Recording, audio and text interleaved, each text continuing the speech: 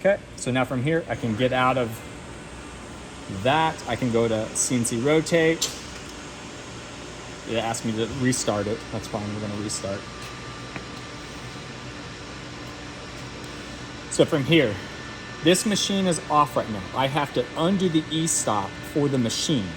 Undo the e-stop, turn the power back on. Now the power is on in the machine. You see this green bar down here? Now we know we're on. The machine is on. I want to home everything out. So I go to home, hit all. Boop. Now it's going to go home. It will trigger everything and you'll see actually physically we'll go past. It thinks it's way over there now, but it's not. And it thought it was way over there. So now it's rehoming itself and going back to its home corner. Great. So from here, I want to bring in the file, the G code that I just made from SheetCam. That's my JP blade.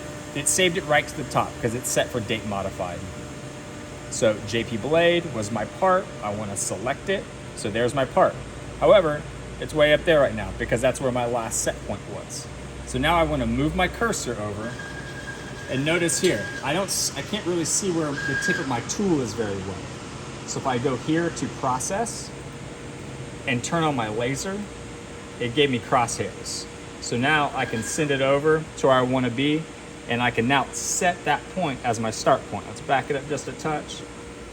Set start point. Set start point, and that's it. I can run it from there and run.